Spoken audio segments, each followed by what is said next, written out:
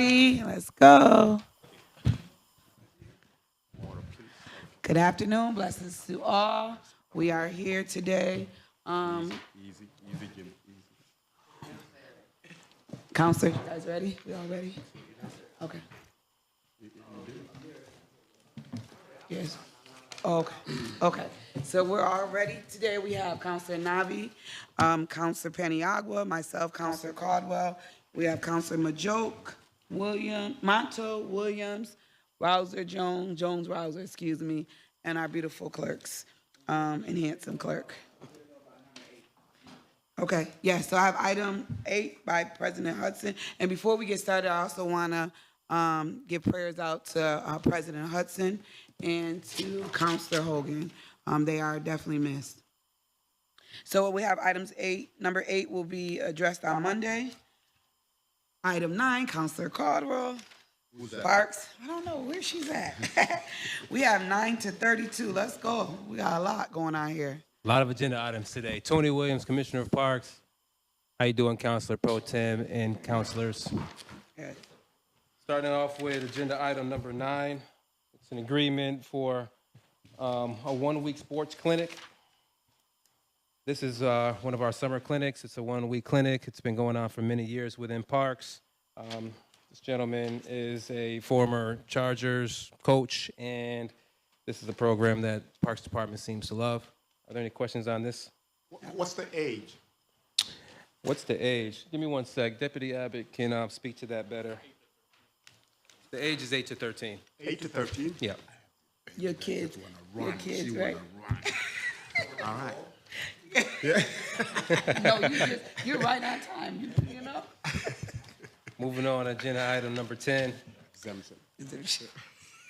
This is an agreement with the Museum of Science and Technology. This is another yearly agreement. They come do a 1-hour enrichment at all of our community rec centers. They just provide great enrichment activities. Any questions regarding this one? Nope. Item 11, please. Item 11 is an agreement with the American Red Cross. This agreement allows us to collect funds on behalf of the Red Cross and also use the curriculum for our lifeguard training. Awesome. Moving on to item number 12. Item number 12 is a in-kind, no-cost agreement with AMR to support and provide coverage for our park events. Yes. Awesome.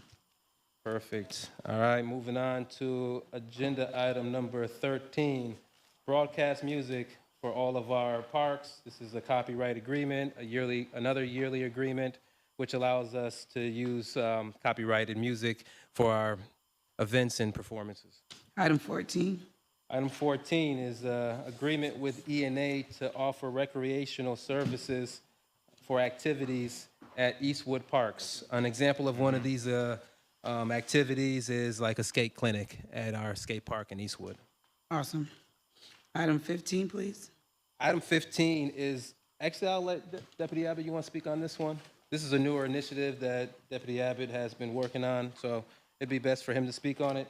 And if you could just cover all the way down to probably stop at 17. Good afternoon. Chris Abbott, Deputy Commissioner of Parks. So 16 is item 15 is agreement with Move Along. And actually, I do have to make the change, so they've changed their name to CNY Adaptive Sports. But it's an organization we've been working with for a number of years to provide adaptive sports opportunities, adaptive recreation in the parks. And it generally allows for the organization to come in, bring their equipment, and do programming at different parks in the city.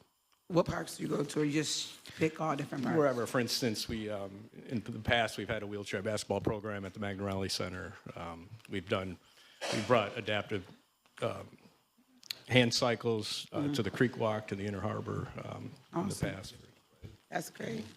Are you going to keep going? You doing item 16?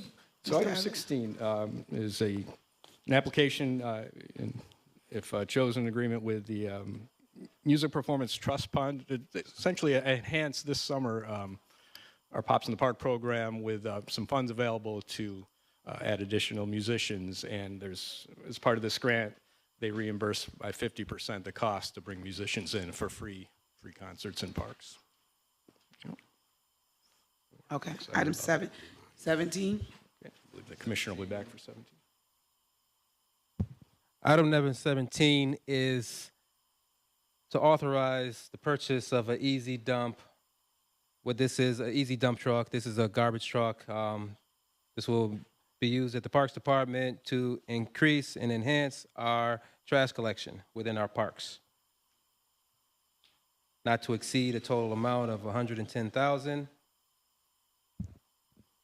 So is that a new position? No, this is not a new position. Currently, the Parks Department only has one garbage truck that circulates through every single the one of our parks. This will allow us to increase our efforts as far as how we tackle Trash that. out. Yep. Okay. How old is the truck? You said one truck? How Yeah. old is it? One truck. I can get the year to you, Counselor, Oh, okay. but It's pretty new. but right now we only have one truck that circulates all of our parks. Anywhere that, Trying to get a second one. and we're trying to get a second one so we can, kind of double up the efforts. So the dump portion of that, is that the truck that currently goes out, it's not a dump truck?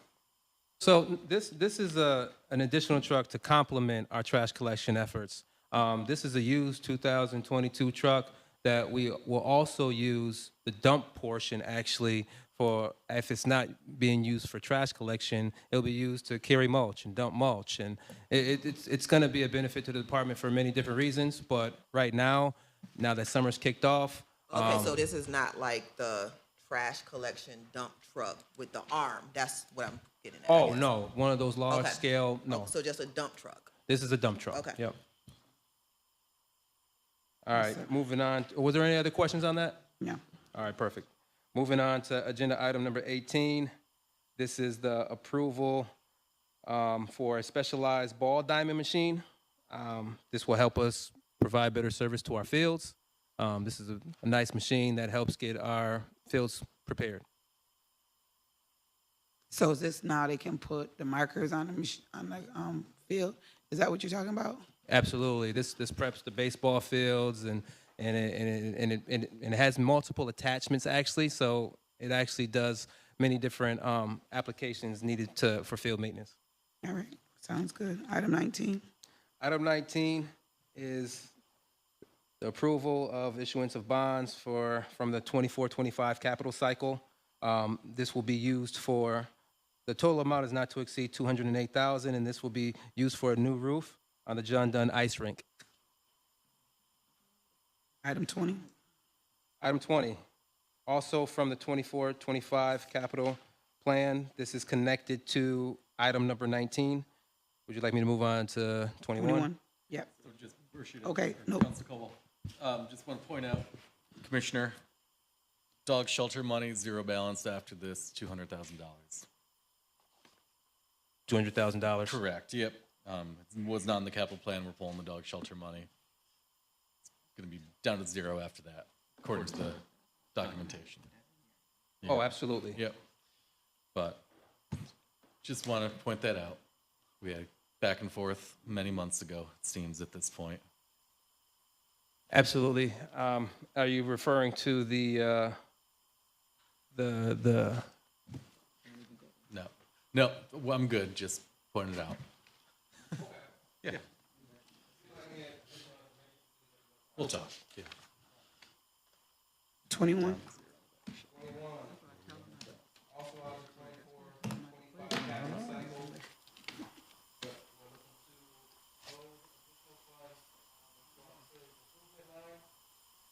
This amount will be $120,000. This $120,000 will be used for parks infrastructure improvements, and all these improvements that we have in mind are detailed in Schedule A that was attached to this agenda item. If there's no questions on that, I'll move down to 22. 23, I'm sorry. 23. This is authorization for our yearly Pops in the Parks performances. Pretty self-explanatory. This year, performances will be at Burnett, Upper Onondaga, Kirk, and Thornton Parks, and also Meacham Field. This approval is speculated not to exceed $11,000. There's no questions on that. I'll just proceed right into agenda item number 24, which is a payment to Edward Cole for Rhythm and Shoes. These are performances. This is an annual agenda item. This is what's considered like the house jazz band. They perform at our senior centers, and seniors seem to love them. Yes. If there's no questions on that, I'll move on. So do you get do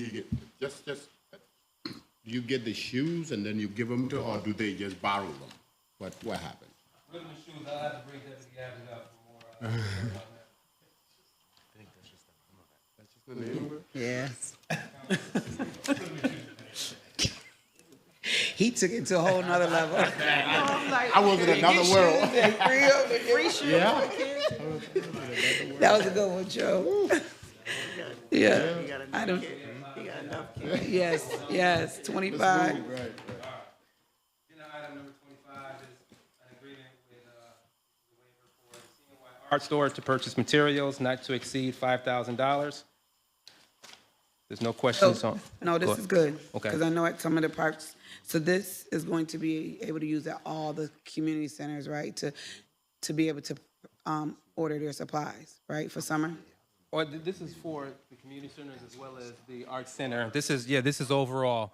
It's not just the art center, but it's for all of our art programs across all of our community centers, yes. For only 5,000 for the whole summer? Just for this, but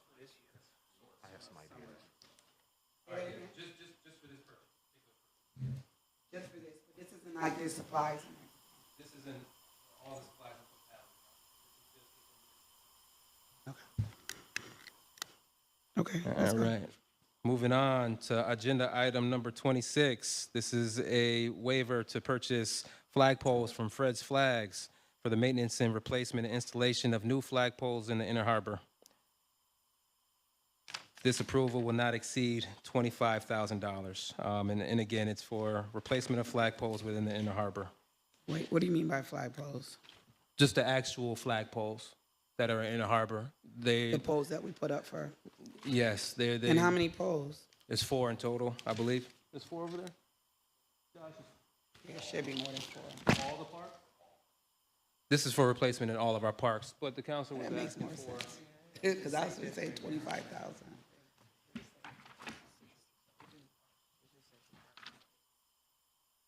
Good afternoon, Council. Josh Wilcox, Parks Planner. The waiver for competitive bid with Fred's Flags is to address our flagpoles in all of our parks. We've had some replacements that we needed in beyond the Inner Harbor, but we also control the flagpoles in Clinton Square and several of the other areas. So this would just allow us a greater capacity to have some of those repairs completed. Yeah. It-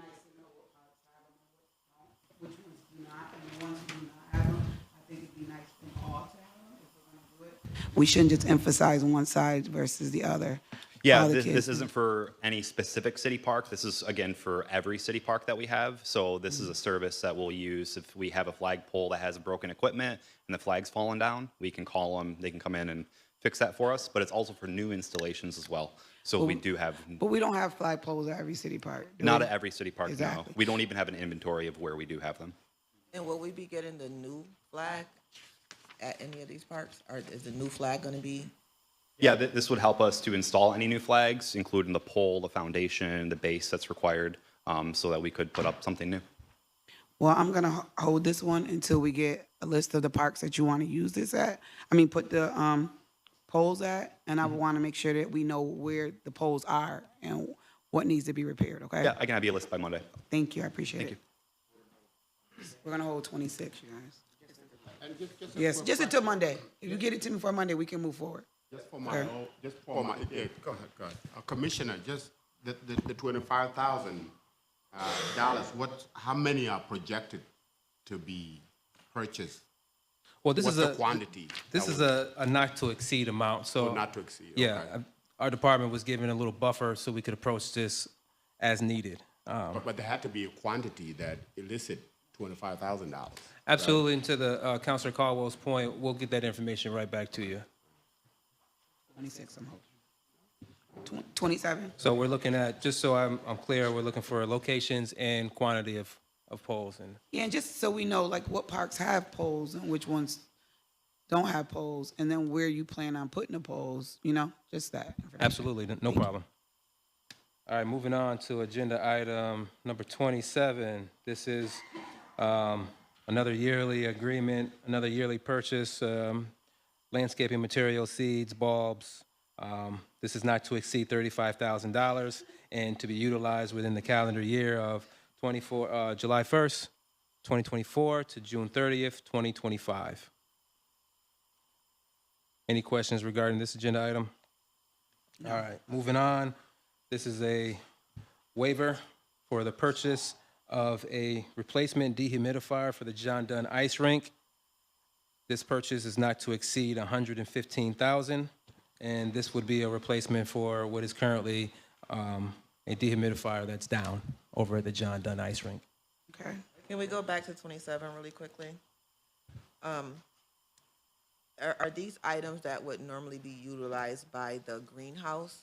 And is the greenhouse going to be housed in a temporary location during the construction?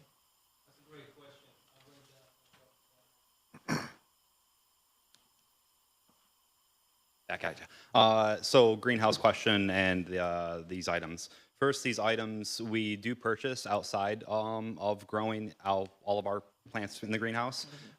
We often buy one plant and we'll cut it into 3 or 4 and grow a lot more.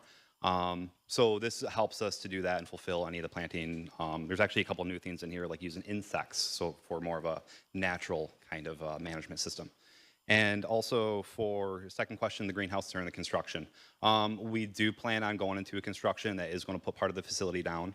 While that happens, we're developing plans to actually how are we going to address the rest of the city while we have this facility down. And we're still in the development process of that, but we have a good approach by keeping one part of the greenhouse still open while allowing the other side to be in construction. So there won't be any, I don't want to say there will be any like full 100% down scenario. Thank you. You okay? Next question. Sorry. Item 28. Oh, Item 29, K. Leach Landscaping, waiver for competitive bid. K. Leach Landscaping has worked with us in the past as a vendor on a couple projects, including a splash pad that we just recently completed. This is to help us with a couple of inspections, a couple of the follow-up, needs of those splash pads and pavilions that he's previously constructed with us. A lot of times, just like another item, replacement parts are part of the contracts, so we do have to go into a waiver for replacements and some inspections.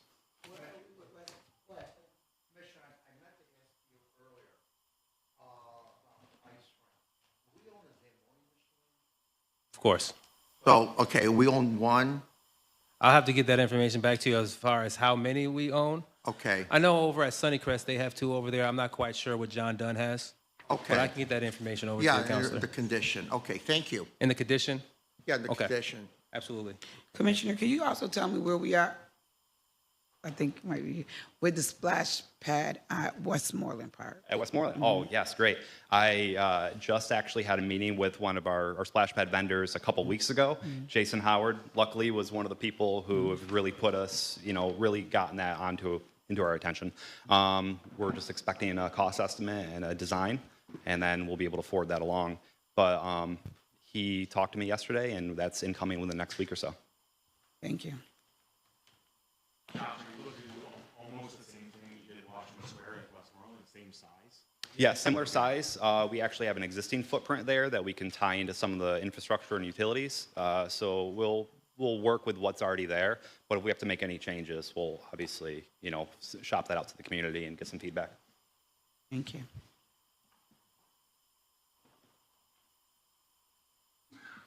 Moving on to agenda item number 30. This is a waiver of competitive bid for Lutz Monument for a custom granite base. This is the granite base needed for the Franklin Square fountain. This purchase will not exceed $7,460. And again, this is the granite base for Franklin Square. Josh from planning did great due diligence in looking for granite all over the U.S. and we found this vendor. We still have to wait 5 to 6 months for it, but it's great to have found a source for this granite replacement. There's no No questions on question. 31. 31. All right. This is a purchase of playground equipment replacement parks from Parkitex Landscape Structures. These are for all of our playground structures all across the park system. This is the as-needed. These are replacement parks for our playgrounds. There's no questions on that. I'll move on. I have a question, and it's sort of not aligned to this, but it just, when you said park playgrounds, it came to me. The Dunbar I was just about to say the same thing. Park, What happened with that? where we are with anything with that? Are they getting like new swings and all that over there? Let me bring our parks planner back up, Josh. So Dunbar is on our list of one of the most needed playgrounds for replacement. We recently brought an allocation for a couple other parks. Dunbar is on our list for our next round. We do have some funds in our 24-25 CIP, and so Dunbar is included into that. We'd like to do the same process with Dunbar that we do with the rest, do a survey, some community engagement, observation, really get a feeling. That. We did, well, I guess it wasn't. I guess it can be done again, but The south side, yeah. yeah, we do have some results on that, which mainly stated that a playground's needed there. What does the playground have to look like now? What's the playground going to be? What type of elements, climbers versus sensory? So that's something that Okay. we'd like to engage again on. And one more, so the one on Brighton and Cannon, is that still us? The Cannon Street Community Center? Yeah, no, but I was requested, they have the new swing sets, that's ours, right? Yep. So it looks really nice, but that neighborhood, they want a basketball. Oh, the basketball hoop there needs to be, yes. Yeah. They have a parking lot that's used between a parking lot and a basketball court, so we'll have to look into more design there. Yes. But that's definitely a request we have heard and we need to address. Okay. Yeah. It's on It's the bad. bright side, right? Yep. Fences are a very big request right now, so we're planning on hitting a lot of fences. Berry Park, that's going to be one that'll come up soon. A few others, Schiller, Cannon Street. Thank you.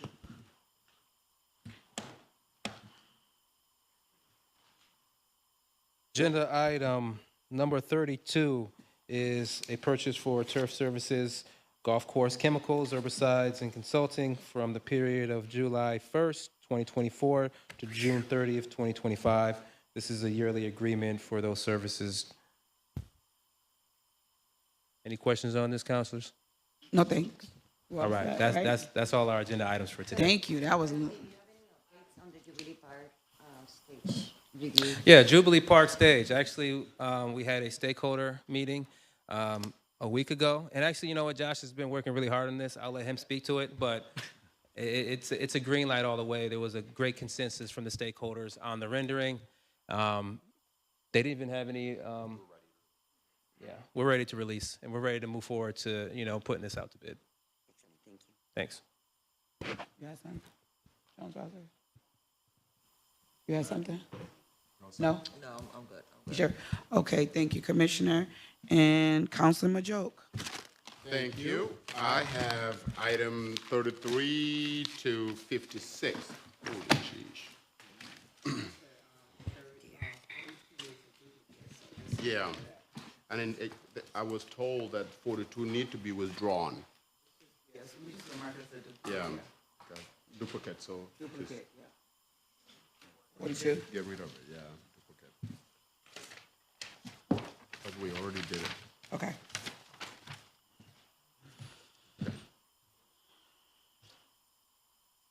I think the fire has few ones, so why don't we let them go first? Fire first? First, yeah. And then we can have the police. So where you skipping to? Huh? Is it?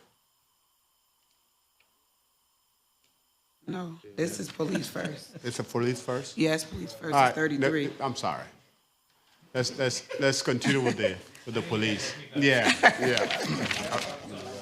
Item 33 is to amend contract 306, is $250,000 for Liberty Resources coming out of the ARPA funds at the time. We've gone past that $250,000. That will be coming out of the SPD budget line to cover that Liberty Resources. That gets us until June 30th until we get into the new fiscal year. Any questions? Okay. Thank you. Rich Shaw, First Deputy Chief of Police. Item 34 is an annual request from Bridgeport Ride and Gun Club, Elbridge Ride and Gun Club, Pathfinder Fish and Game, and Camilla Sports Club, Inc. for a range time for a period of July 1st, 2024 through June 30th, 2025. Range time is very hard to come by, so what we need to do is just have an open-ended billing, not to exceed $20,000, so that when we can squeeze time in, we can just grab it in any of these 4 places. Very competitive with the sheriffs, all the other police agencies in the area, and we don't have our own range. That's what I was about to say. We don't have our own. We do not have our own. We have one in the basement of the PSB that was shut down by the health authorities a long time ago, so we can't use that. With the transition to the new one, are there consideration maybe of putting one in there? So we talked about it, and no, there's not going to be any live fire, because the range is live fire. There's going to be no live fire over at the new facility. There's really no space for it.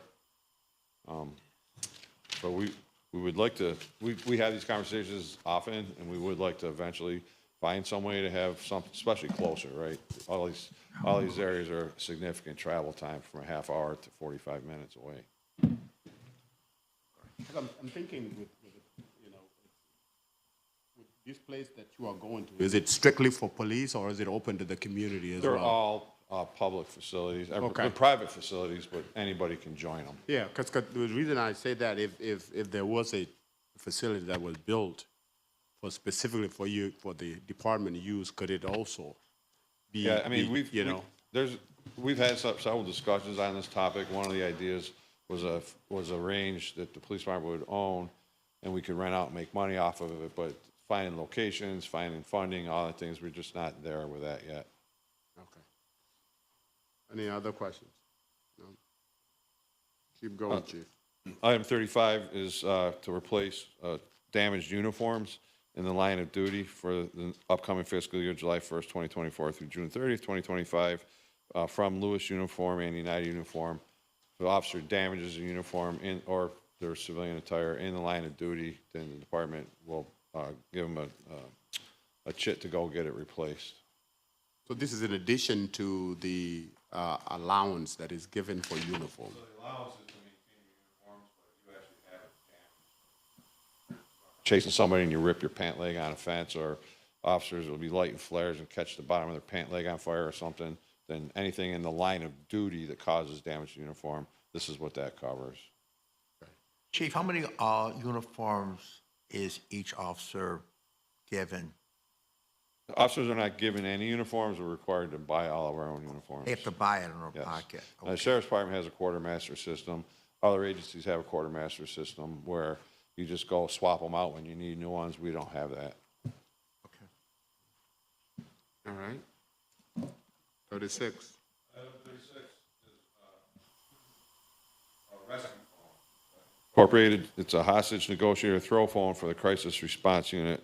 That's for the period of July 1st through June 30th of 2025 on behalf of the Department of Police. Cost not to exceed $25,000. What this is, it's for the hostage negotiation team. It's a phone that they can put into this, they call it a throw phone because sometimes they literally throw it, could be delivered by a robot. You get it into where the hostage person is. What they like about this phone, there's several things they like about it, but the main thing is that the suspect can't turn it off once it's in there. It has a lot of functionality such as, believe it or not, it seems like a simple thing, but they can turn it on or off with a single push of a button, where the other companies, you have to hold it continuously. And there's a short list of other things, such as 6 color cameras that shutter down to black and white under low light conditions. These are all things that aren't available on, although not patented, are not available on other systems. They've tested several phones out, and this is the one that they like. And that is not to exceed, I lost my 25. Yep, not to exceed $25,000 from our grant. Any questions? No. Thanks, Chief. Thank you. Sure. Wait, Chief.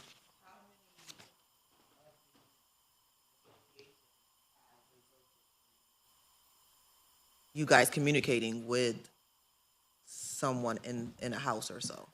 I don't know how many, but it's frequent. I don't know if Deputy Chief Rawson's still here, but I can think of probably 3 or 4 in the last couple months. I mean, it's not uncommon. And how does that communication currently take place? Any way they can establish communications, whether they start calling people on their cell phones or whatever. So this is something that's above and beyond. This is something we control, something that we have the number to, something we can insert. Because it's possible that the person on the other may or may not even have a phone. This also has cameras attached to it that when we throw it in there, will be on, that we can view what's going on inside as well.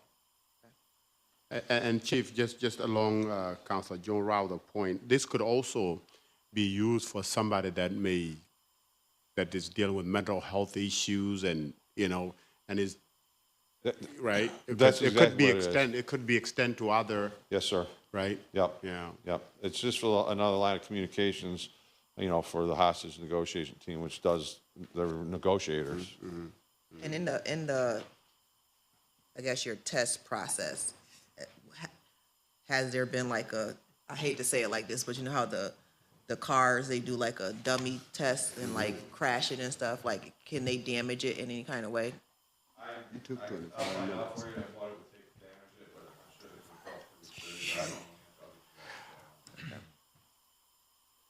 Thank you. Thank you, Chief. Item 37 is CRB. Hello, Raynette Relaford, Administrator for the Citizens Review Board. This is an item to amend our current ordinance of 594. We had allotted $20,000 to the private investigation services through Freeland, and we've exceeded that amount, and we need to increase it to another $15,000, so it's not to exceed $35,000 for the fiscal year of July 1, 2023 till June 30th, 2024. Okay. This is, committee member, I would like to hold this for a committee meeting, if that's okay.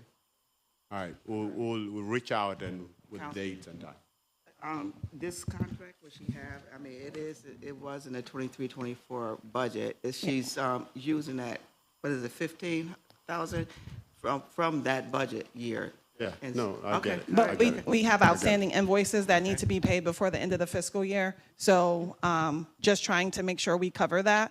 If not, then we're going to get in trouble with procurement as it relates to it. So I just want to, reiterate that. That's why we're here, because we cannot process payments until we amend this. And they would not let us go over the 20,000 because it was legislation. So we had to amend it. So in order to pay those bills within the fiscal year, we need to have this completed. Thank you.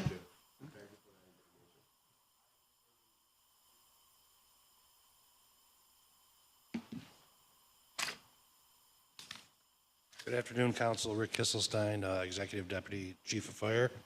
I have several annual waivers of competitive bid and various other items. This 38 is a program that the State Department of Health has for providers who can train people up to an EMT level or higher, and they get reimbursed for the number of people that get confirmed to have their EMTs or higher.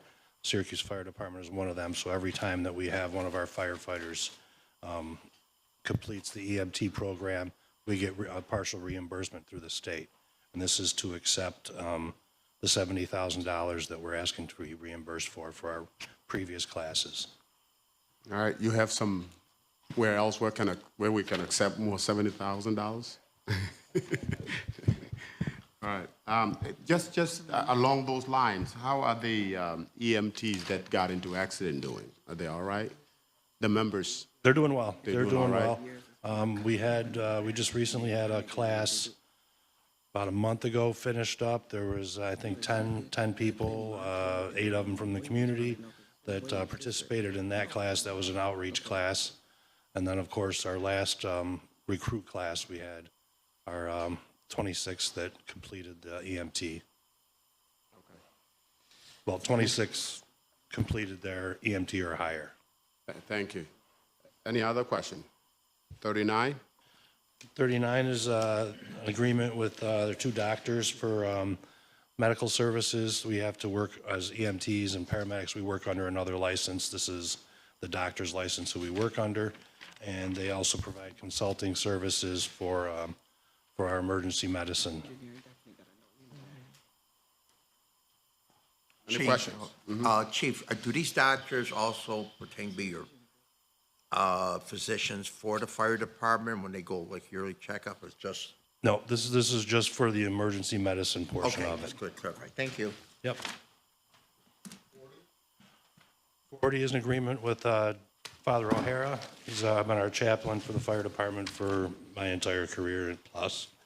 And this is for another year to have him as our chaplain. Thank you. 41? 41 is an agreement with Image Trend, which is the software that we use to report all the alarms the fire department goes on, from the EMS alarms to the fire alarms.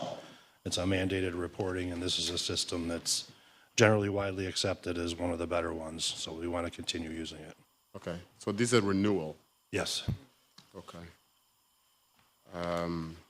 And then 42, you said that can be withdrawn. Withdraw We that can one. Right. take Yep. that out. Okay. 43.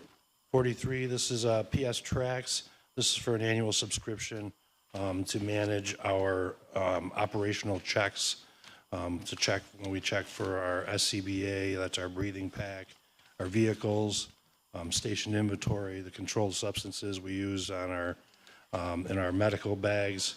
So this is something to be able to keep track of where everything is, how many of them we need, how many we have in stock. And this is a renewal too. This is the first time we're going to use this. Everything's been on paper and carbon paper and pencils, so this is going to be a big step for us.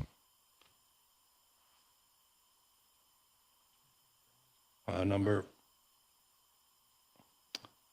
44, this is for our mobile data terminals. Essentially, they're tablets. They're inside of all of our apparatus. They're beefed up. They're very robust for getting bounced around and, then getting poked at with, while we're riding around in them. So a usual tablet can't handle the wear and tear that these do. So this is the tablet that we found that works best, and we'd like to continue using these guys to supply parts and new ones.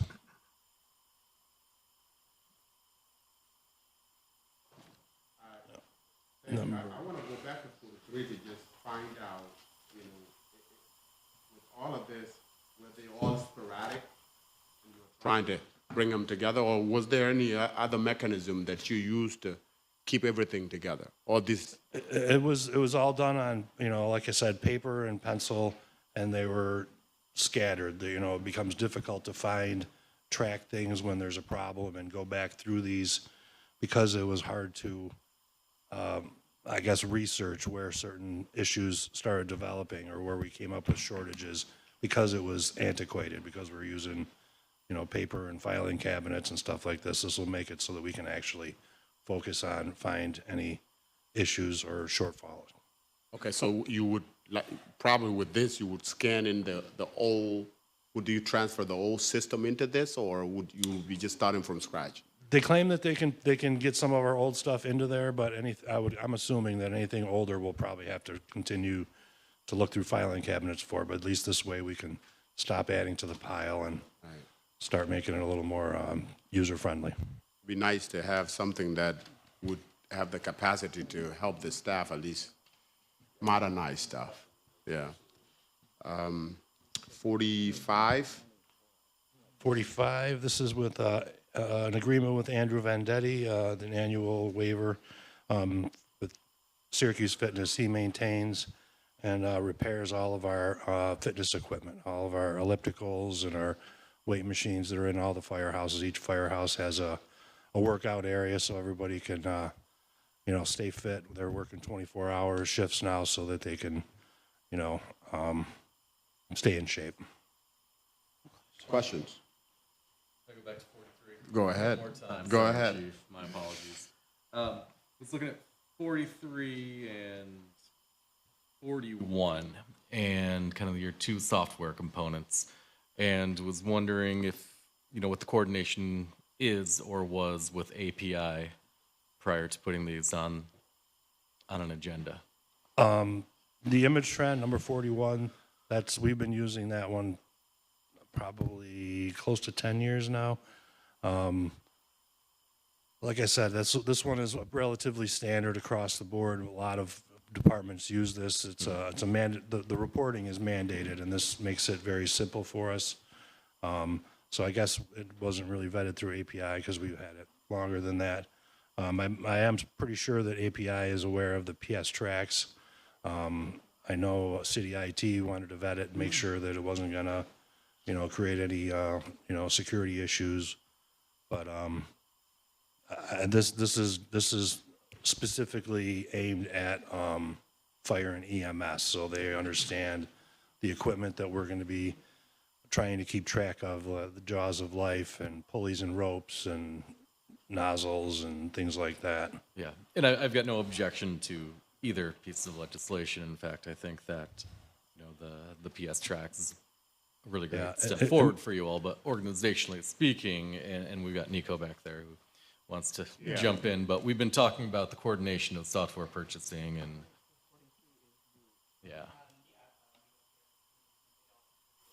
I just wanted to confirm, image trend is in the application inventory for the city. As the chief was saying, it's been a part of the city's software stack for a while.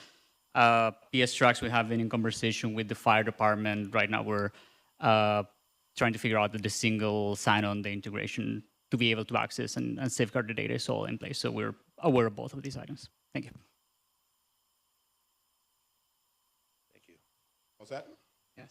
All right, 45, Chief. Oh, you did it. No, we. 45 is the fitness equipment. Anyone with question on 45? No. 46. 46, this is the Colden Enterprises. This is repairs and the authorized dealer for Hamatro Rescue System, which is a electric version of the Jaws of Life. This is the newest, latest, greatest Jaws of Life tools. We have several sets of these so that we can make sure that we always have one in working order, but we also have to be able to have them repaired. And this is the authorized dealer and repair site.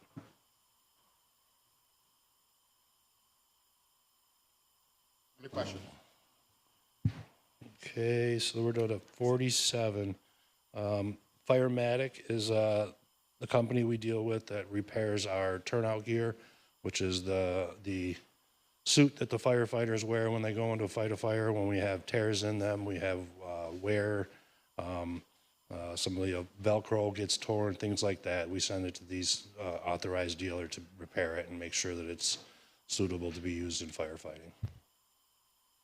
Are these the reason you have so many repairs contracts? Are these repairers part specific, or why do you have so many different ones rather than having one spot? Before you go into that question, I'm sorry, I thought we were replacing the ones because of whatever chemical was. Those are the uniforms, the underneath, the pants and the shirts. This is the turnout. This is the stuff that goes on the outside, the big heavy stuff. Okay. All right, continue. We have a lot of them because a lot of these manufacturers have rules. You can't work on. The warranty would be void if you had somebody who's not an authorized dealer working on these things. So we need to work with the sole source. Mm-hmm.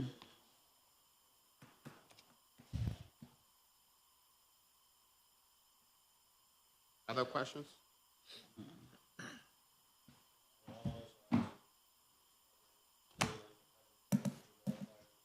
Who is the sole source for our for MSA, which is the manufacturer of the SCBAs that we wear, the air packs that we wear. We can't have just anybody working on them, or else the warranty is no good, so that's what this one is for. Any questions? Keep going. Number 49, this is also for Jerome, but this is for the repair and replacement of our AMKIS rescue tools. These are the legacy Jaws of Life that run on pneumatic, or pressurized oil, hydraulic. We're getting away from these. We might have to come one more year for a waiver for these guys, but we're eventually going to be moving away from AMKIS because we have these Homaltros. But since we still have them, we need to make sure we can maintain them. Okay, item 50, this is Lewis Uniform. This is the local company that, Lewis and United. There are two companies in the city that stock our uniforms, like we were talking earlier. And this is the annual waiver for competitive bid for those two. So this is the general one? This right? is the uniform, Okay. yeah, the pants and, yeah, right.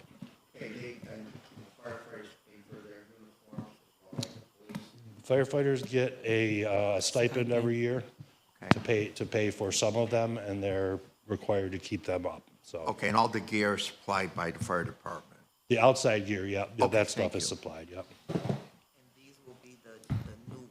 Yes, yep, they'll be purchasing all the new stuff with this stuff, yep. Now, just a general question, Chief. It's when a firefighter purchase something, what's the lifetime for a uniform on average? Because it seemed like Our uniforms last a long time. You know, when we were switching over to this new uniform, an easy standby that doesn't have any chemicals would be cotton uniforms. The cotton does not burn very well, so it's one of the preferred materials for firefighting uniforms, but they fade very, very fast. So the shirts and pants start looking different colors after about the 5th or 6th wash. So we stayed away from cotton as much as possible, even though it's the obvious answer with no synthetics. These uniforms, they last for a long time. I would have to say probably 2 years is probably a pretty good average for how long a shirt or a pant would last. Okay, thank you. Yep. 51. 51, this is a waiver of competitive bid for a PBS brake. They supply and do work on heavy-duty brakes like we have on our larger apparatus. 52. 52 is another waiver. This is for, let's see, the next 52, 3, and 4 are all of our apparatus manufacturers. 52 is Pierce Manufacturing, 53 is Rev Group, and 54 is Sutphin Van der Molen. These are all the manufacturers of our different fire apparatus, the ladders, the trucks, the engines, and like I was saying, you have to have an authorized dealer do any repairs on these. So that's what we need these for. Any of these companies in the city of Syracuse city limit? I don't think that there's any that have an office in the city. I don't believe. And are there capability within the city that can do stuff like that? No. There's nobody authorized to work on, say, a Pierce engine or a Sutphin truck. It would be like the other ones, that you would be voiding your warranty if you had someone not authorized working on them. Could we, just as a request, could we do a little bit of close look into the city to see if any of these folks could do this work at all, just to see who's capable, what's the inventory of folks that could do these type of brakes, these type of repairs. Could we do that? We absolutely do that. Yes, we could look at it again if you'd like. Absolutely. Okay. Absolutely. I think the follow-up to that is if there's individuals local that can do the work that aren't certified, how do they get certified so that you guys' warranty doesn't? That would have to be through the manufacturer to get authorized to be a dealer or a repair person for for Sutphen or for Rev, you would need to be authorized through the manufacturer. Could we at least find out what process we could take to really, maybe this is an initiative as a city that we could do and communicate to our folks that here's the process, here's where we can help as a city, and to get these individuals certified as well, because this is a lot of money that's going to people that don't live in this city. And it'd be nice if there's any way we could help our own people in our own city to actually start doing these things, whatever it takes to within our capacity to help them do it. Yep.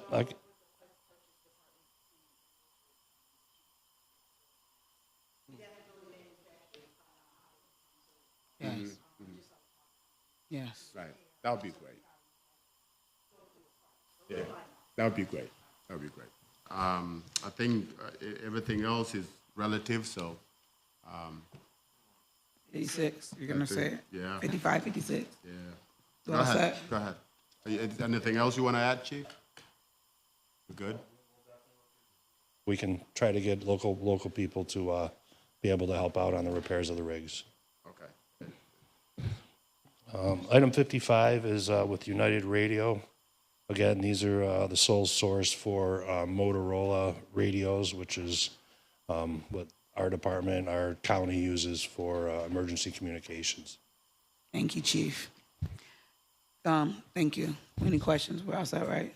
Councilor Caldwell, I just wanted, for the newer counselors and everything, like these waiver competitive bids, most of them are annual, so like, so when the commissioner get up and talk about it, or chief get up and talk about it, just keep that in mind that they're annual, so a lot of those questions already been asked, and, you know, you've been here, Joel, for a minute, and you know, that, you know, they're not so-called standard equipment, you know, where they only can go to that particular vendor, but they have done searches and stuff, you know, because these that's on here now, they've been on here for several years, the same, you know, so just keep that in mind, so these are not new vendors. And that's really what triggered the question, that this has been like this. Is there any other way we could start it doing differently? You know, so that's really where, and I appreciate the deputy mayor and you looking into that. Okay. Thank Well, you. we will. Yeah. Thank you. Thank you very much, Councilor Montefort, Councilor Gathers. Any question with 56? We all set with that? No, we're all set. Okay, Thanks, Chief. thank you. Appreciate you. Thank you. Thank you. I'm all set. Caldwell. Councilor Geathers has 57 through 109. 1 and 50, well, is that, I need to put on my glasses, 57 and 58 is being held, so you can follow, you know, go on through the rest. Right to 59. Hi, Ann.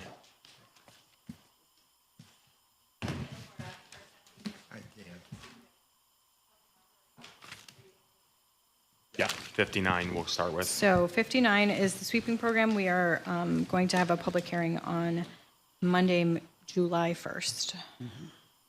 60. 60. This is a donation of a painting, and I didn't know if Corey wanted to do that. Afternoon, councilors. Corey Dunham, Chief Operating Officer. So this is just an individual who wanted to donate a painting to City Hall. It's one of the Betty Monroe collections. 61.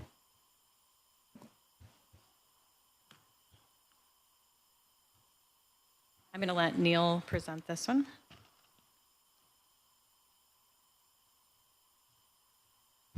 Good afternoon, Council. Neil Burke, DPW. 61 is related to an agreement with New York State DOT as part of a Transportation Alternatives Program grant.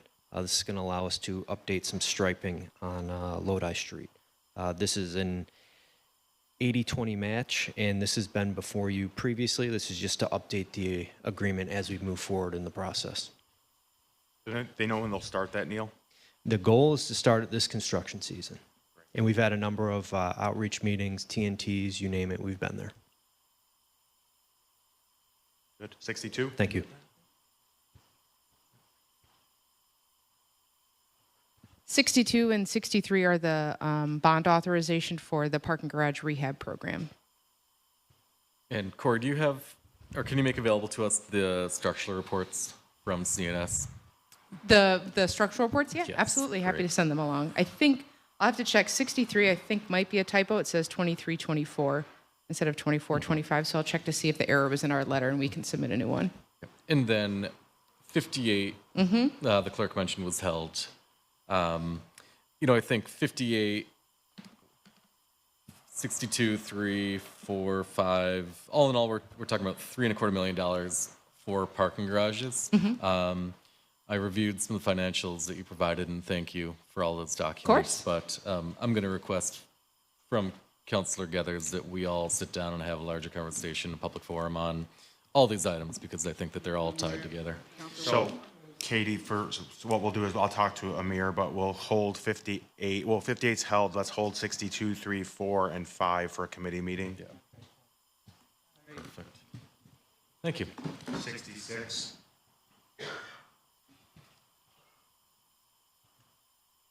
Good afternoon, councilors. Mary Robinson, city engineer. 66 and 67 is bonding and approval for the 24-25 city-owned building improvements for $1 million. This will be used for miscellaneous repairs needed to any city-owned buildings. We plan to do basement record storage improvements in our basement, since we're consolidating the records that are over at City Hall Commons. Furniture for City Hall in relation to the renovation and relocation of people in different areas. And then miscellaneous repairs. And also this would be used, money would be used for the building facilities assessment that's being done presently by CNS. Any more emergency type repairs, we would use this funding for that as they're inspecting the buildings.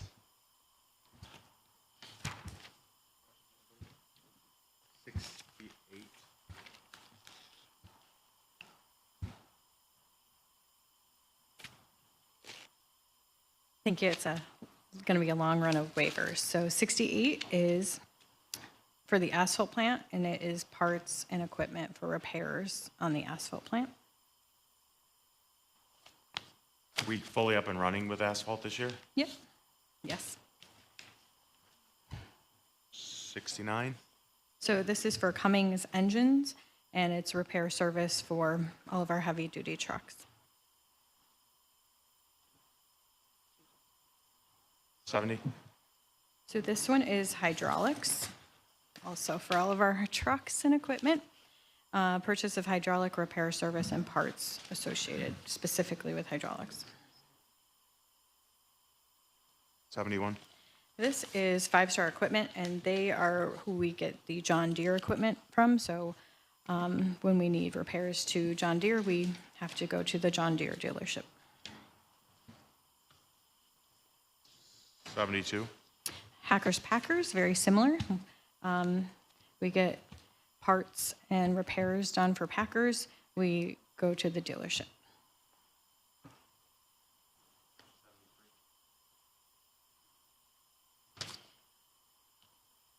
This is for our sewer camera system.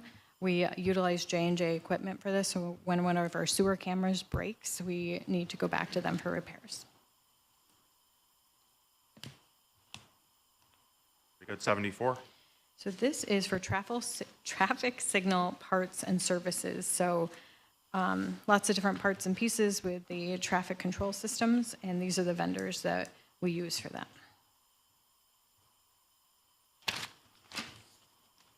75.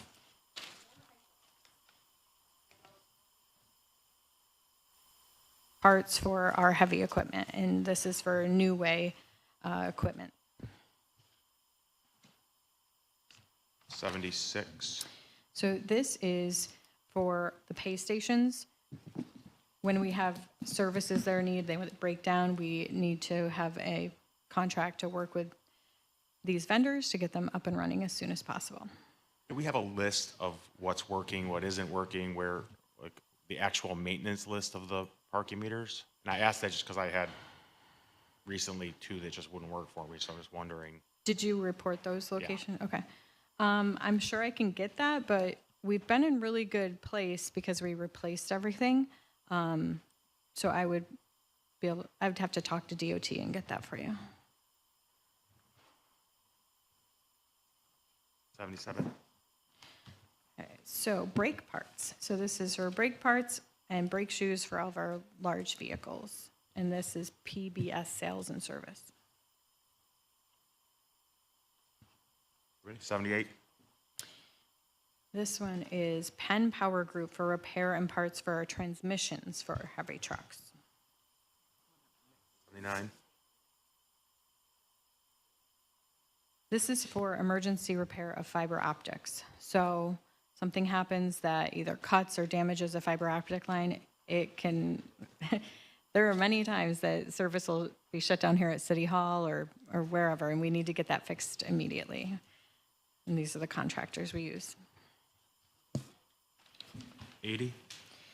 This is purchase of replacement parts and repair service for tractors, mowers, and other turf equipment.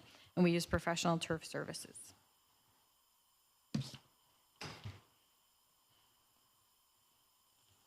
81. This is for fuel island repairs, parts, and fuel keys, and we use S&W Fuel Island.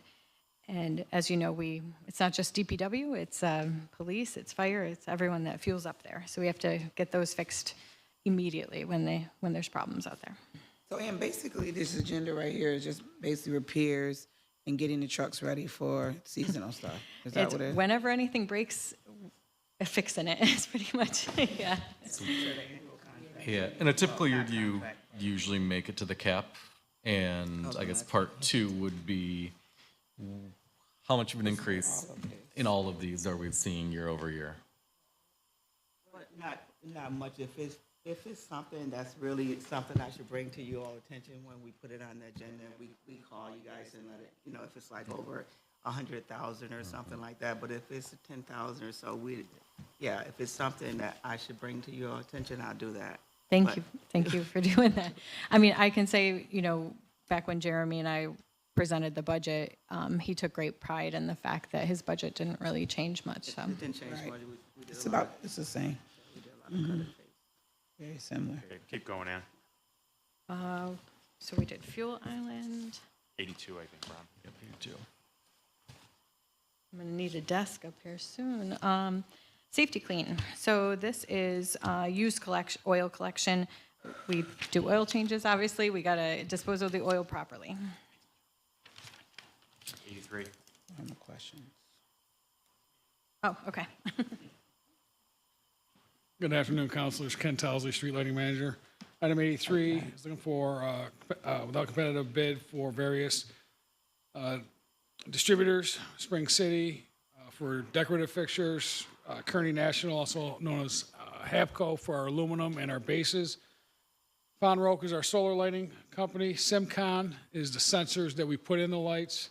Cooper Friedman is a supply company here locally.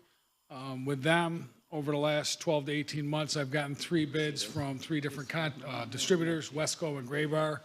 They've come in low on everything we've purchased. I figure I go straight with them. There has not been any deviation with them. And finally, Irby, that is the high voltage side of things when we do the connect with National Grid's conductors up top. So, any questions in regards to those? Thanks, Ken. So while I'm here, real quick, Councilor Jones-Rouser, do you have an address for me? Oh, is it 189 or something? I don't remember offhand.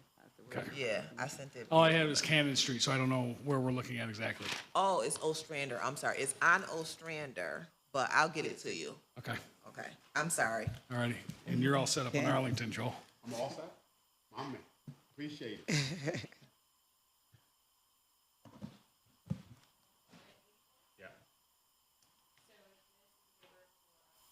Parts and repairs for Syracuse Truck and Trailer for our enclosed trailers and our open trailers. Good. 85.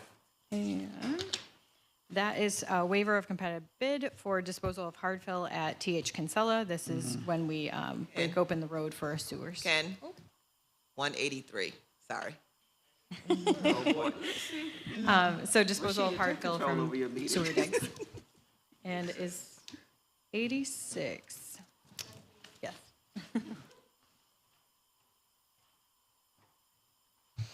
86 is related to the Colebrook Channel sediment removal and channel repairs. We need 7 access easements from adjacent property owners.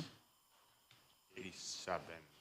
87 is an agreement with the Comstock Commons Homeowners Association to accept an easement to gain access to their property and do a one-time non-precedential dredging of accumulated silt from the retention ponds. Mary, so that one is of special interest. So the one-time thing is, are we just going to be in the same situation? After, how long does it take for that to build back up again?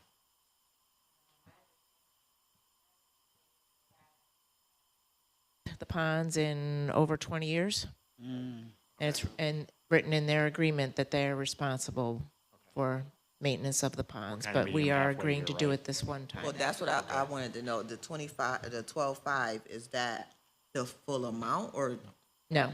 So we are putting into privately owned property for that to be.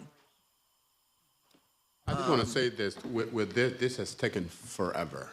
And this is, I mean, there's, huh?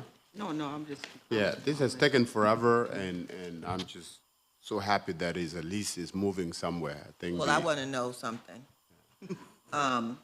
Syracuse University, there was no ask for them to assist in this, if it would have to do with stormwater runoff at all?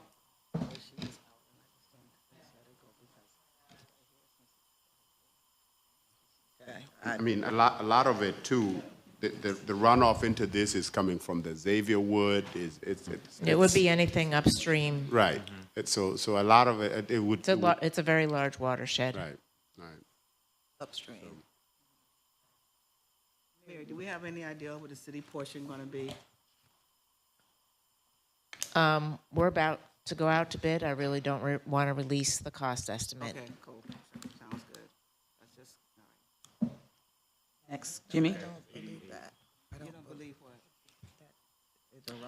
88 through 90 is related to West Genesee Street Mill and Pave project from Salina to City Line. We have some additional work that needs to be done with regard to replacing the pedestrian railing underneath the railroad bridge. It's all beat up, and we're going to put a much more substantial railing in that can withstand the snow plows and other things.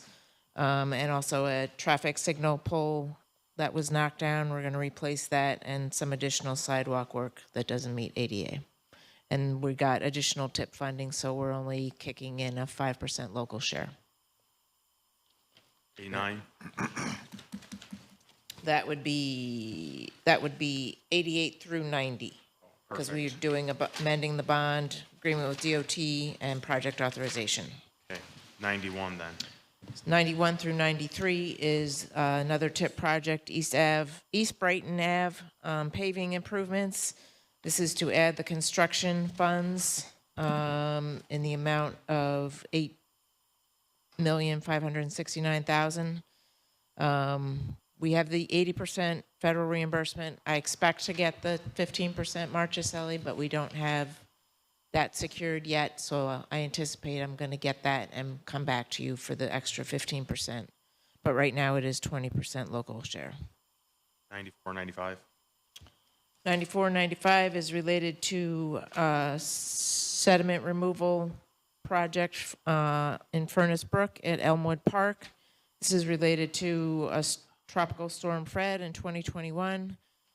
Asking for bonding and project authorization for $575,000, and we're working with FEMA. Should get a 90% reimbursement on that.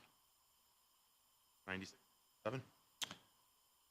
That is related to the Dig Once project on North Beach Street from Burnett Ave to Hawley Ave, where we're replacing sewers, water, and total reconstruction of that block from Burnett to Hawley. This is associated with some existing DASNY SAM funding, but we need a $1 million local match to be able to complete the project. 98. 98 is a revocable permission for TC Systems, which is old AT&T, to install underground fiber optic conduit at 3 locations, 12027 Park Street, 420 East Taylor, and 447 East Fayette and South Townsend. It's our typical revocable permission, should get an annual fee of $432. That's to water. I'm sorry, Mary, before you step away, did you say what the amount was for 87 that the city would be? She can't. No, we can't. She can't. It's competitive bid. Oh, okay. Would the authorization come back through with a bond with that, you think? No, we're paying for that at operational funding. As well as Mary, I want to go to item 86.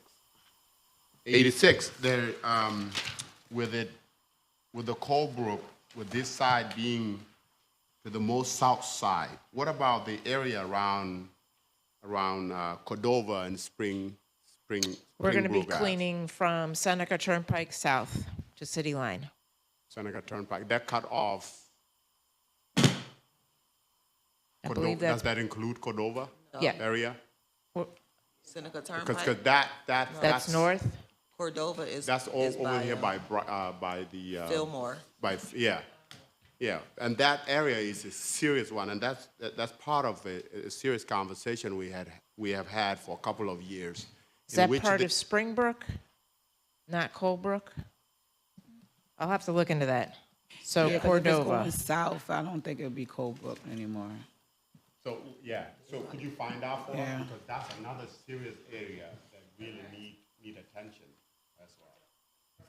Cordova and Springbrook, right there. Okay, yeah. Springbrook Ave, That- right there. Yep, that's a different area. That's a different area? Yep. Okay, any conversation around addressing that as well? Corey, Springbrook. Not to take up or to ignore what you're saying, but can we talk about that? Yep. Okay. We'll talk thank about you. that. Yeah. Put that on there.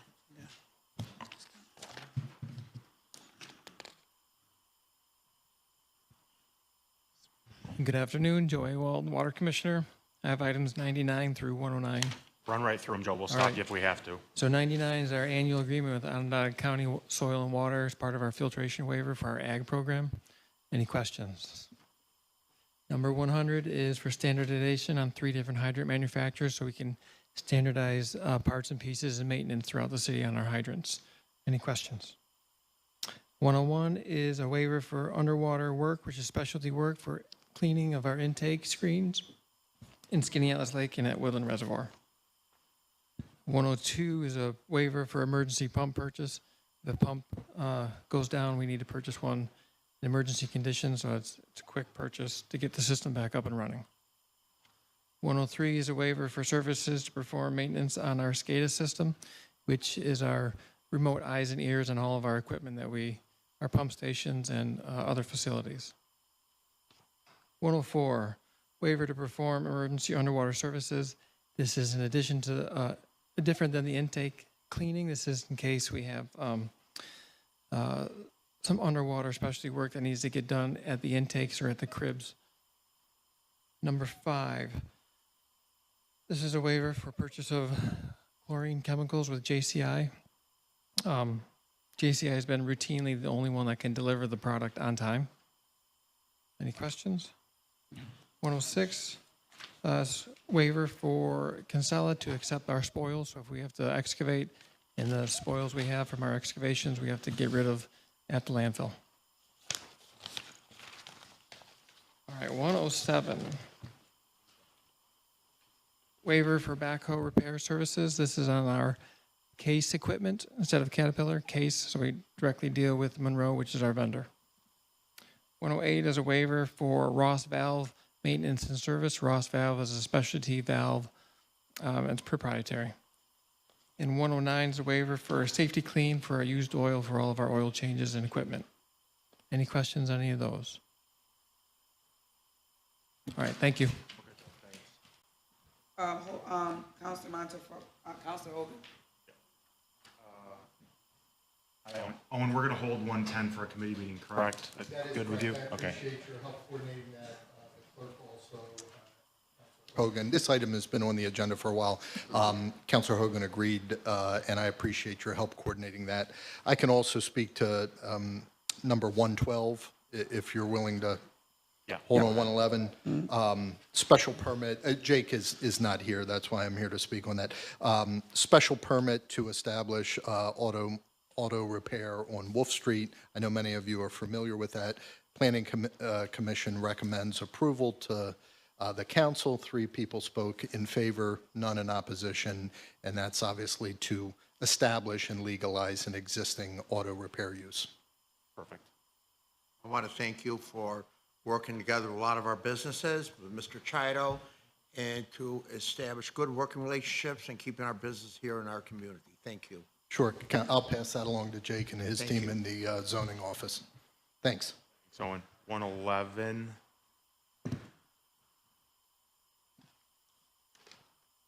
Afternoon, councilors. Eric Ennis, neighborhood and business development. This is authorizing a grant application request. It's about approximately $20,000 and really looking to develop a potential small pilot program, really targeting around just some of the major cost burdens for businesses and entrepreneurs that are going from initial idea or perhaps have a home-based business or looking to develop a brick and mortar location.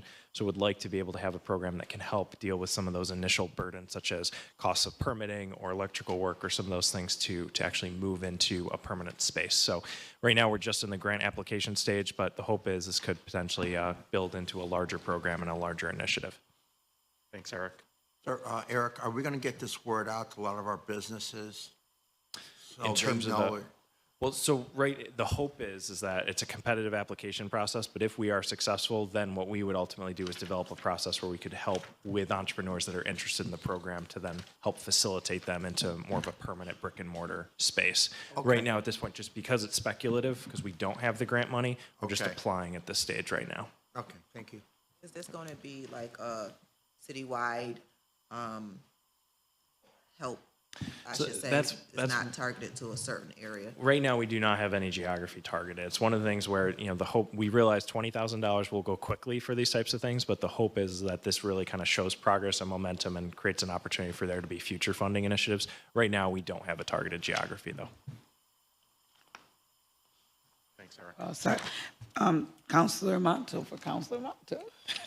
We're going to jump over to 136. Joe Driscoll, are you here? I have to go, so we're going to grab. Okay, cool. All right, I was just wondering, I missed all that. Because I've been daydreaming. Hi, Joe. He's ID1 Project Director. Yeah, we are going to have a committee meeting this Friday at noon to go over this with you all. But basically, Contract 3, the contract that deals with the Inner Harbor and the north side, covering Spencer, Court Street bridges, and the area there, will begin construction shortly, if all goes well with the council. So we'll hold that for committee. Yep. Thanks, Joe. Anything else you need? See you Okay, look Friday. forward to seeing you all on Friday. Thanks. All right, thank you, Councilor Monto. Now we'll go back to item 113. Councilor Williams, please.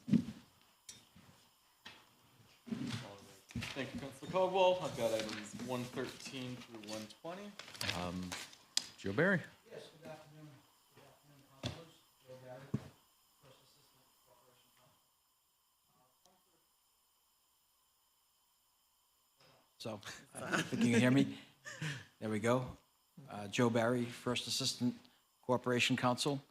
113 and then 117 through 120 are all related, if I can address them all. There are annual waivers for the Law Department and BAA. 113 concerns the current fiscal year, so we're amending the waiver from the current fiscal year to adding $8,000 for process servers because we had a busy spring supporting code enforcement with various activities, and this will allow us to close out the fiscal year to pay for those services. So in a similar vein, 117 is for the new fiscal year beginning July 1st, the process servers that BAA will need to enforce their activities. 118 is for the law department. We need specialty printing when we go to the state appellate courts for appeals, and we use Counsel Press, which is a specialty provider in that regard. And then 119 is the process serving that our law department will use for the, we estimate will use for the coming fiscal year, as we did with 113. We've bumped up the cost to $25,000, anticipating more activity with various matters, especially code enforcement. And finally, 120, we use certain title searching companies for the land bank and other specialty projects, as mentioned, with engineering and code enforcement. From time to time, we need to do title searching to make sure who has title, and especially in terms of taking action on behalf of the land bank. Any questions? Anybody? Nope. No, thank you. Thank you. Thank you. Back up to 114. Everybody, Schedule A is correct, the short title is incorrect, but Schedule A that pertains to it is correct.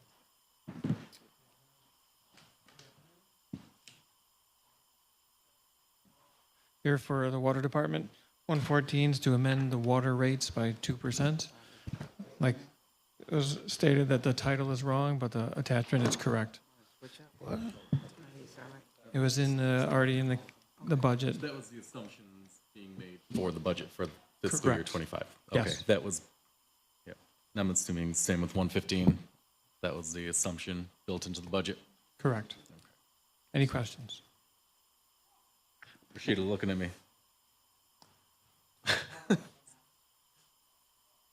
Okay, thank you.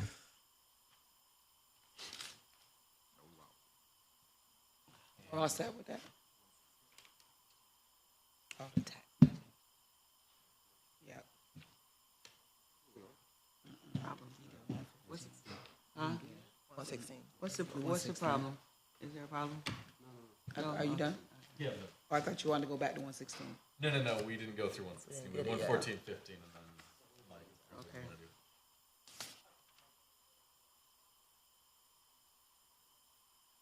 The city and school tax levy for fiscal year '25.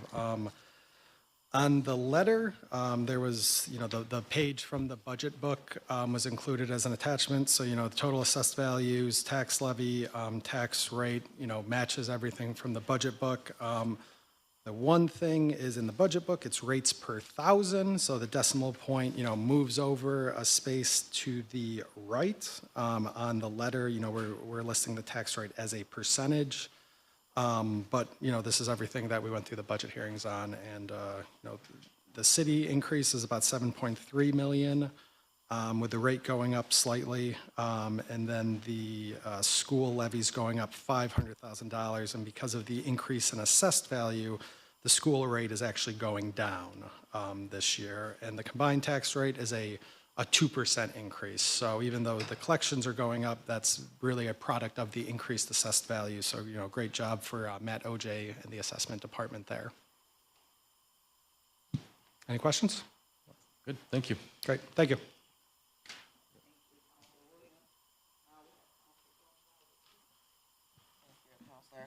I have item 121 through 135. 121?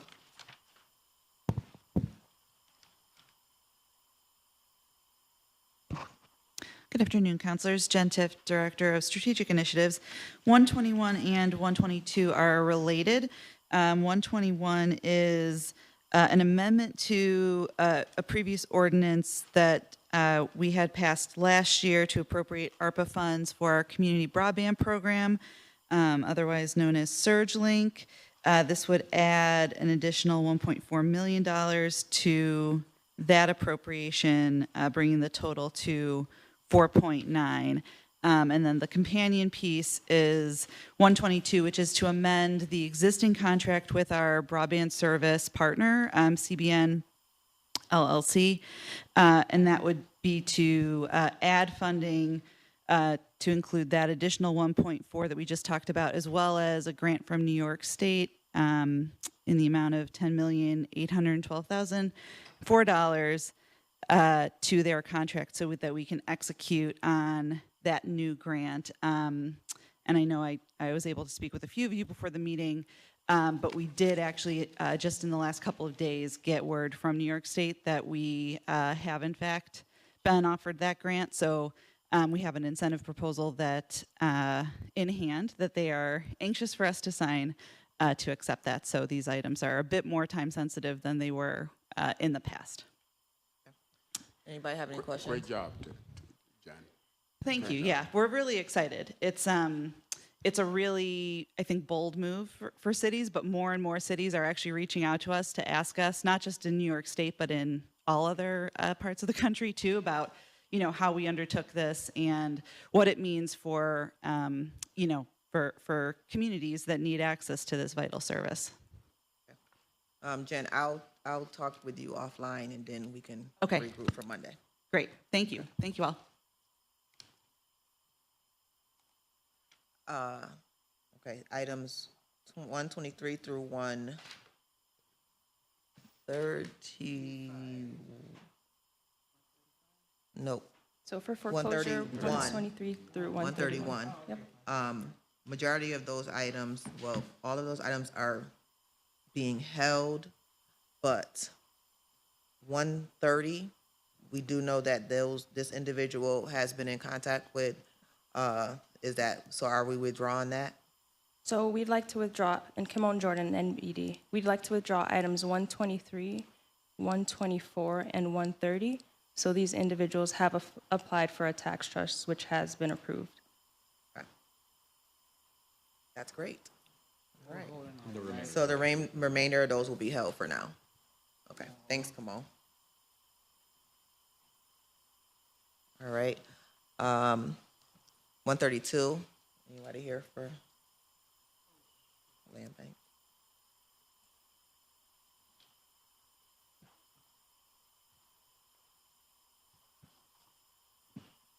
Item 132, so this is a request to offer the land bank $1.25 million to support activities related to stabilizing properties, namely vacant and properties that are in substandard condition. Any questions?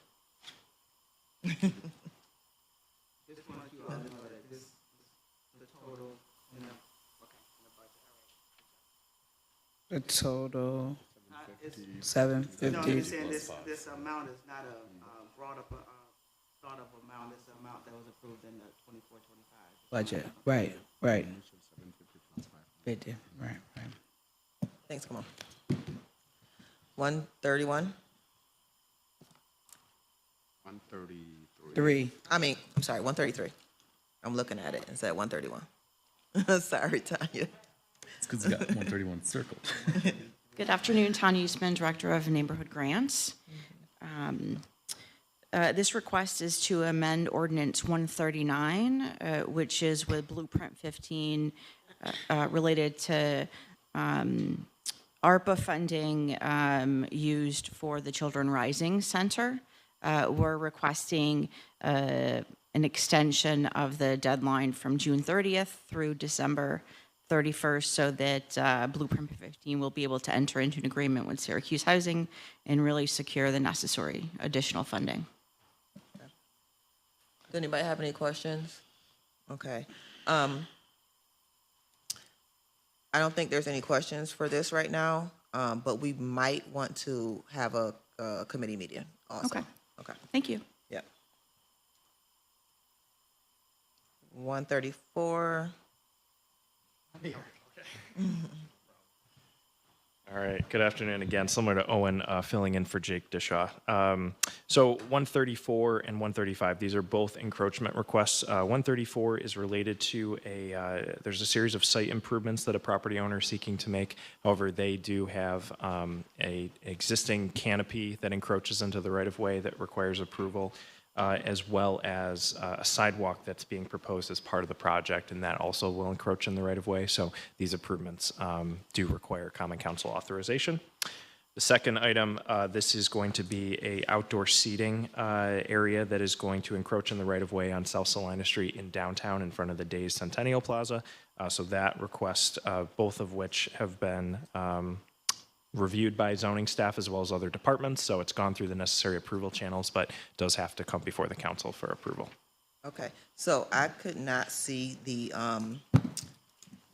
pictures for they were grainy. Yeah, the way they very scanned it grainy. was a little dark, Yeah, yep. for 134. 135 didn't have the, I don't know if they went through Planning Commission or BZA. It didn't have that information where I could have read the notes. That's not there. But they did go through that process.